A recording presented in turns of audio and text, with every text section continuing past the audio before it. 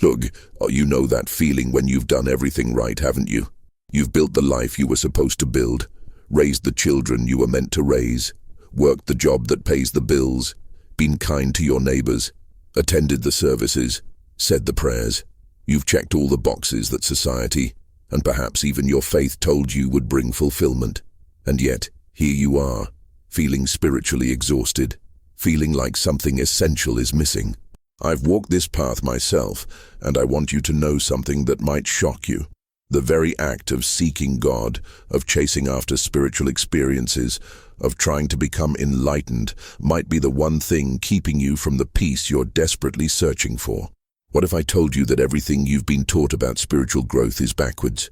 What if the illumination you're seeking isn't something you climb toward, but something you finally stop running from? What if the divine presence you're praying to reach is already closer to you than your own breath? Tonight, I want to share with you what I learned through decades of spiritual seeking, through moments of profound darkness and unexpected grace. I want to tell you about the day I stopped trying to find God and discovered that God had never been lost. I want to show you how to live as if everything always works out, not because you've achieved some mystical state, but because you've finally remembered who you really are. If you've ever felt this quiet exhaustion of the soul, like this video, leave a comment and subscribe, because what comes next may change how you experience life itself.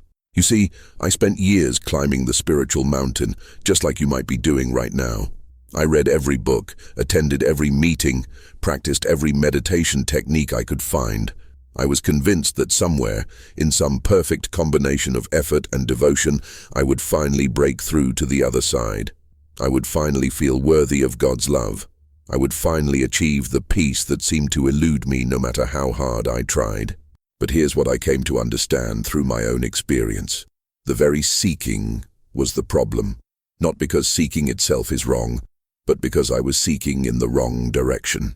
I was looking for God out there, in practices and experiences and achievements, when the only place God has ever been is right here, in this moment, in this breath, in this silent awareness that is reading these words right now.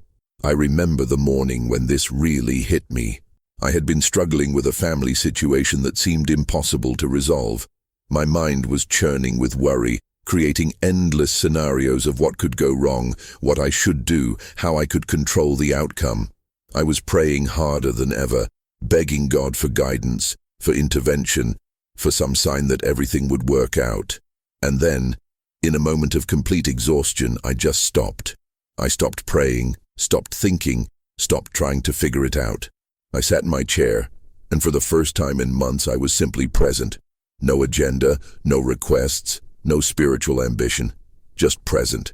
That's when I felt it. Not a voice, not a vision, not some dramatic spiritual experience, just a quiet knowing that everything was already okay. Not that it would be okay if certain conditions were met, not that it might work out if I did the right things, but that at the deepest level, beyond all the surface turbulence of human experience, everything was already complete, already perfect, already working out exactly as it needed to. This wasn't positive thinking or denial of real problems. This was something far more profound. It was the recognition that beneath all our human struggles, beneath all our fears and worries and desperate attempts to control life, there is a divine order that is always operating. There is an intelligence that knows exactly what needs to happen and when. There is a love that encompasses everything, even our mistakes, even our failures, even our darkest moments. I learned that when I try to help God solve my problems, I'm actually interfering with the very solution I'm praying for. When I act from anxiety, when I push and struggle and force, I'm operating from the illusion that I'm separate from divine intelligence. I'm acting as if God is somewhere else, as if I need to get God's attention, as if I need to convince God to care about my situation. But what if God isn't somewhere else? What if divine intelligence is the very consciousness through which you're understanding these words right now? What if the love you're seeking to feel is the love you already are? I discovered that true prayer isn't asking for things. True prayer is resting in the recognition that we are already held, already guided, already loved beyond measure. It's not about changing God's mind about our circumstances. It's about aligning our minds with God's perspective on our circumstances. When I started living from this understanding, everything in my outer experience began to shift. Not because I was manifesting or attracting or doing anything spiritual, but because I was finally getting out of my own way. I was finally allowing the divine intelligence that created me to live through me, to express through me, to solve problems through me in ways my limited human mind could never have conceived. The family situation I had been so worried about, it resolved itself in a way that was better than anything I could have planned. The financial concerns that had been keeping me awake at night, solutions appeared from completely unexpected directions. The relationships that seemed beyond repair, healing happened naturally without me trying to force it. But here's the most important thing I want you to understand. None of this happened because I became more spiritual or because I earned God's favor through my practices. It happened because I finally stopped interfering with the love that was already flowing, the intelligence that was already working, the grace that had never stopped operating in my life. This is what I mean when I say act as if everything always works out. It's not about pretending problems don't exist or putting on a positive attitude. It's about recognizing that at the deepest level, beyond the surface appearances of difficulty and struggle, there is a divine order that is always working for our highest good. There is a love that turns even our mistakes into stepping stones, even our failures into opportunities for deeper understanding. But nothing could have prepared me for what I was about to understand about true illumination through the story of Maria Elena, a woman I met during a quiet afternoon in a small village outside Córdoba, Argentina. I was traveling through Argentina, taking time to simply be present to life without any spiritual agenda. When I found myself in this small village where time seemed to move differently, the cobblestone streets were worn smooth by generations of footsteps. Old men sat in the plaza, playing cards in comfortable silence. Women hung laundry that danced in the warm breeze. Children played simple games with sticks and stones. There was a quality of presence here that the busy world had forgotten. I had stopped at a small cafe, one of those places where the coffee comes strong and black, and the proprietor treats every customer like family. The walls were painted a faded yellow, and afternoon sunlight streamed through windows that had been watching this street for decades. I was sitting at a wooden table, simply watching life unfold, when she walked in. Maria Elena moved with the quiet grace of someone who had learned to carry life's weight without resistance. She was perhaps 60, with silver threading through her dark hair and lines around her eyes that spoke of both laughter and tears. She ordered her coffee in a voice that was soft but sure, and when she sat down at the table next to mine, there was something about her presence that drew my attention. Not in a dramatic way, not because she was doing anything unusual, but there was a quality of peace about her that felt different from the casual contentment of village life. It was deeper than that. It was the peace of someone who had found something essential and no longer felt the need to search. We began talking, as strangers do in small places where conversation flows as naturally as the afternoon breeze. She told me she had spent most of her life in Buenos Aires, working as a nurse, raising 3 children on her own after her husband died young. She had done everything right, she said, worked hard, sacrificed for her family, been responsible and caring and good. But about 5 years ago, she had started feeling what she called el cansancio del alma, the exhaustion of the soul. Not physical tiredness, but something deeper. A sense that despite having lived a good life, despite having raised successful children and served others with dedication, something essential was missing. I kept thinking, she said, stirring sugar slowly into her coffee, that I needed to do more, be better, pray harder, find the right church, the right teacher, the right practice. I was so tired of feeling spiritually hungry, like I was always reaching for something just out of reach. She paused, looking out the window at children chasing a ball down the dusty street. So I came here, to this village. My grandmother lived here when I was small. I thought maybe if I got away from the city, if I simplified my life, I could finally find what I was looking for. Maria Elena had rented a small house on the edge of the village, with a garden where she grew tomatoes and herbs and a view of rolling hills that stretched to the horizon. She had brought her books, her journals, her meditation cushion. She was going to finally get serious about her spiritual life. The first few weeks, she laughed softly, I had a schedule. Morning meditation, afternoon prayer, evening reflection. I was going to become enlightened, you see. I was going to solve this problem of feeling disconnected from God.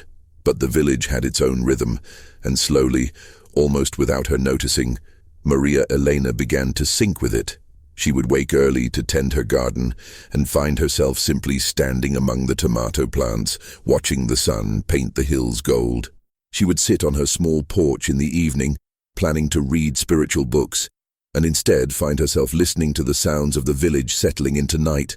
Children being called in for dinner, dogs barking their evening conversations, the distant sound of someone playing guitar.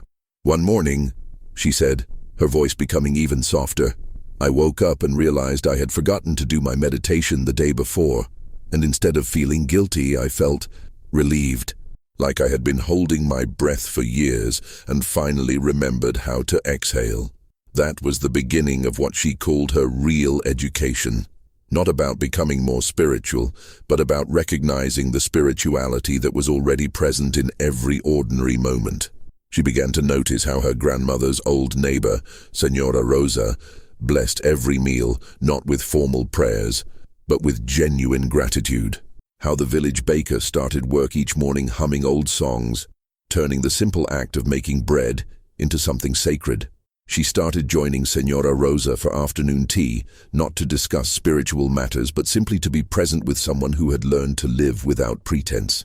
They would sit in Rosa's small courtyard, sharing stories or comfortable silences, watching Rosa's cat sleep in patches of sunlight.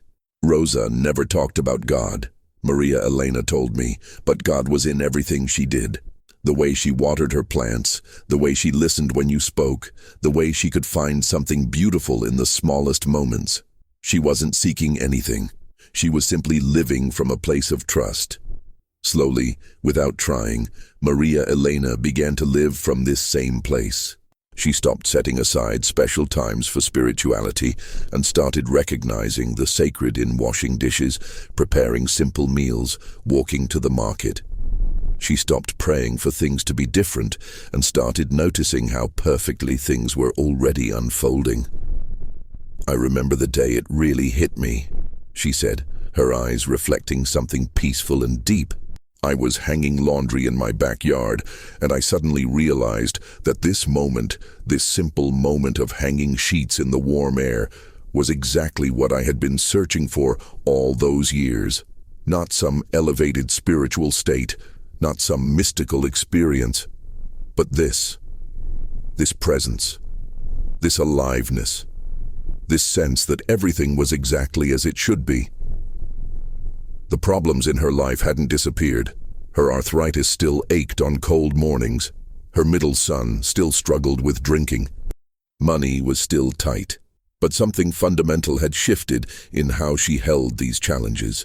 Instead of seeing them as evidence that something was wrong, that she needed to fix or improve or pray her way out of difficulties, she began to see them as part of the larger dance of life. I stopped trying to help God solve my problems. She laughed, echoing something I had discovered in my own journey.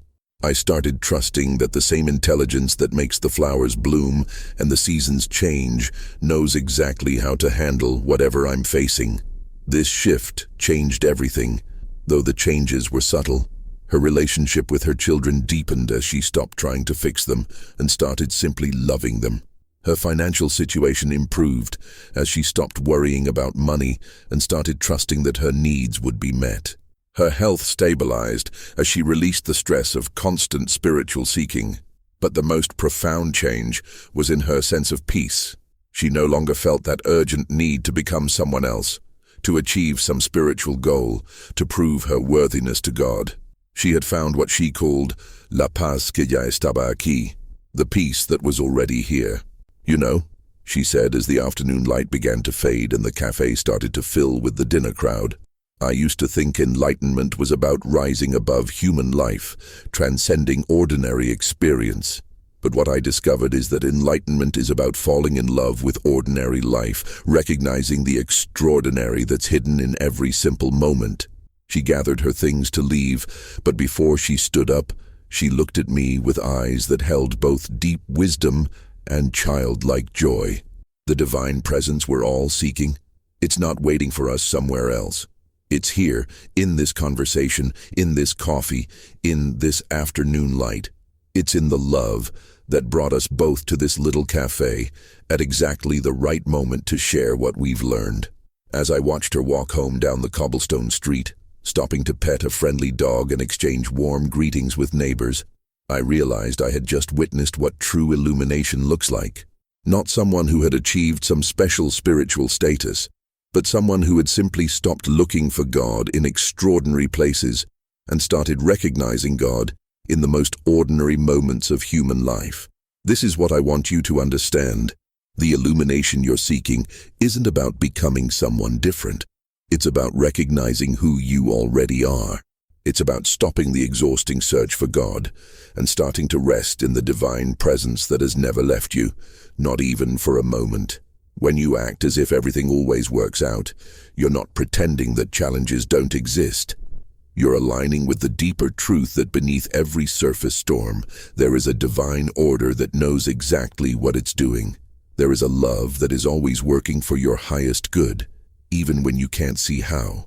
The peace you're seeking is already here, in this moment, in this breath, in the awareness that is reading these words. The love you're hungry for is the love you already are. The guidance you're praying for is already arising naturally when you stop interfering with your own inner knowing.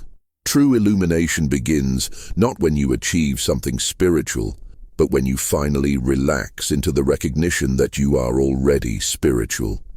You are already whole. You are already loved beyond measure. You are already being guided with perfect wisdom. You are already living in the presence of God. Everything is already working out, not because you've made it so through your efforts, but because that's simply how love operates. That's how divine intelligence functions. That's how grace moves through human experience when we finally get out of our own way. If this understanding resonates with something deep in your heart, I invite you to like this video and share it with someone who might need to remember their own inherent wholeness. Subscribe for more insights into living from this place of trust and presence. And leave a comment sharing your own moments of recognizing the sacred in the ordinary. Remember, the peace you seek is seeking you. The love you long for is longing for you. Everything is already working out in ways more beautiful than you can imagine. All you have to do is stop struggling long enough to notice.